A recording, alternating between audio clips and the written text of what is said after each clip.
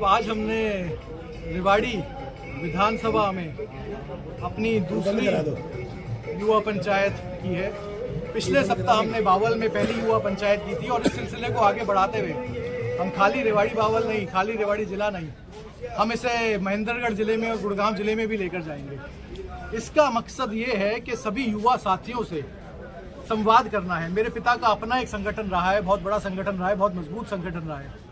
उनके साथियों ने, उन्होंने मिलकर इस इलाके के लिए भी एक बहुत लंबा संघर्ष लड़ा और इस इलाके के हक हिस्से हिसाब की आवाज़ उठाई है।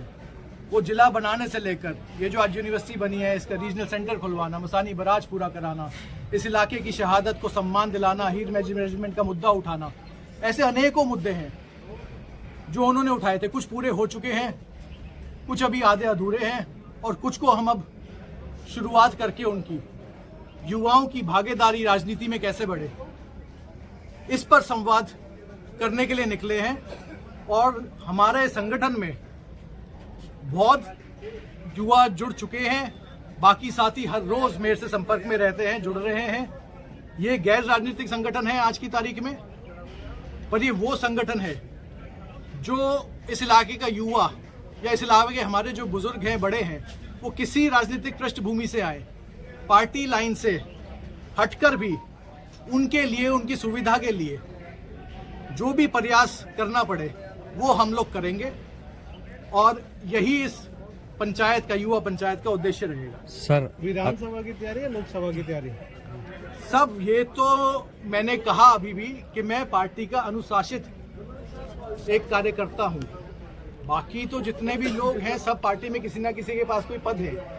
मैं तो काम भी कार्यकर्ता की हैसियत से करता हूँ और वो जहाँ भी हमारी ड्यूटी लगी लेके 2019 से आज तक हमने और हमारे साथियों ने बखूबी निभाई है। तो ये तो पार्टी बताएगी कि कौन सा चुनाव लड़ना है। बाकी हमने सदा चुनावी राजनीति को देखा है, समझा है, तो चुनाव जरूर लड़ेंगे। आपने भाजपा पार्टी को ही क्यों चुना है? सब भाजपा की जो प्रणाली है, जिस तरीके से भाजपा एक परिवार की तरह काम करती है,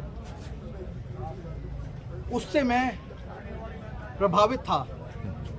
मेरे अपने बड़े भी भाजपा में, रामविलास जी हो या और भी कई लोग हैं, वो पार्टी में हैं जो रघु यादव के संघर्ष के साथ ही रहे हैं। लेकिन रघु यादव जी तो कभी बीजेपी को उन्होंने कभी किसी तरह का इम्पोर्टेंस ही नहीं दी उन्होंने। रघु जी सब एक खाली व्यक्ति की बात नहीं है। रघु यादव अपने आप में ही व्यक्तित्व है।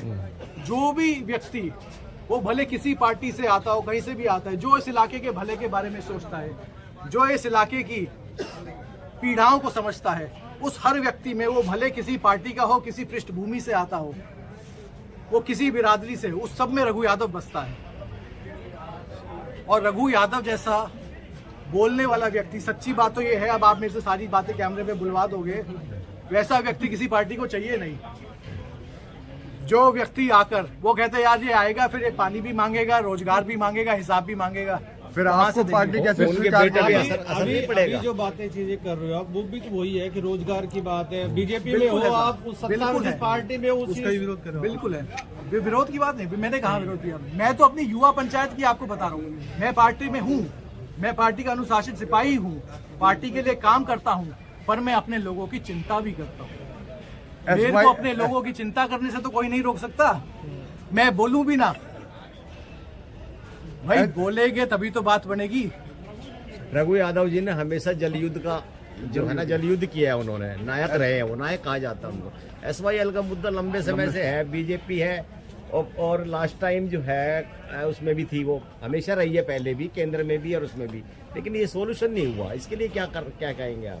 सब रघु जी और उनके साथियों ने सदा हरियाणा के हिस्से के पानी की लड़ाई लड़ी है और SYL का मुद्दा एक ऐसा मुद्दा है जो बहुत लंबे समय से चले आ रहा है। इसका तो जब निवारण होगा तब होगा। ये तो सरकारों के हाथ में है, जिसके हाथ में कलम है ये तो वही कर सकता है। पर जो रघु जी कहते हैं कि इस प्रदेश में इतना पानी अभी भी उपलब्ध है कि कहीं सेम हो रही है, कहीं सूखा है। अगर उस पानी का समान नहीं, समुचित बंटवारा भी कर दिया जाए तो हर खेत की प्यास बुझाई जा सकती है। यहाँ के विधायक और सांसद का कार्य प्रणाली को आप किस रूप में देख रहे हैं? सब मैंने तो कहा ही है, आप रेवाड़ी को देख रहे हैं, विधायक हो या ना हो कोई खास फर्क पड़ता नहीं। ये तो वही काम है जो कोई तीसरा भी होता, कोई चौथा भी होता तो भी हो जाते। बात तो तब बनती है, काम तो उसे माना जाता है जिसका फायदा इमीडिएट आज आपके लोगों को पहुंचे और वो पीढ़ी दर पीढ़ी चले, जैसे रघु यादव और उनके साथियों ने किया था। रेवाड़ी में सन 89 के बाद, सन 90 के बाद मैं कहूं तो कोई विधायक हुआ ही नहीं कभी। विधायक तो हुआ ही है कि आज तक रेवाड़ी में, जिसका नाम रहा है रघु यादव। इस्तीफा दिया तो कहीं गलती तो नहीं थी उस समय की? नहीं साहब, बिल्कुल गलती नहीं थी। इस्तीफा दिया ही लोगों के हक हिस्से के लिए था, इस्तीफा दिया था रोजगार के लिए, और ये कह के दिया था कि मैं जा रहा हूं और अपने जैसे 10 लेके आऊंगा। वो दिक्कत ये हुई कि वो 10 नहीं मिले, पर वो संघर्ष तो जारी रहा। और खाली MP MLA बनना राजनीति नहीं होती, नेता बनना, अपने लोगों की आवाज उठाना, अपने लोगों के मुद्दे उठाना, उनकी पीड़ा को बयां करना, ताकि दिल्ली और चंडीगढ़ दोनों की पंचायतों में वो मुद्दे गूंजे, उनकी सुनवाई हो, ये जरूरी है। हम भी इसी राजनीति को देख के राजनीति में आए और इसी तरह की राजनीति पर चलने का प्रयास रहेगा। अब संजय यादव अपनी युवा टीम तैयार कर रहे हैं? तैयार नहीं कर रहे साहब, तैयार है। मेरा तो मैंने बताया, गोद बलावा से लेकर डूंडा हेड़ा तक और अकौदा से लेकर झाबुआ तक कोई गांव ढानी ऐसा नहीं जहां मेरे पिता के पुराने साथी ना हो। और वो रिश्ता पीढ़ी दर पीढ़ी चला आ रहा है। पहले दादा थे, फिर उनके बेटे आए, अब उनके बेटे हैं।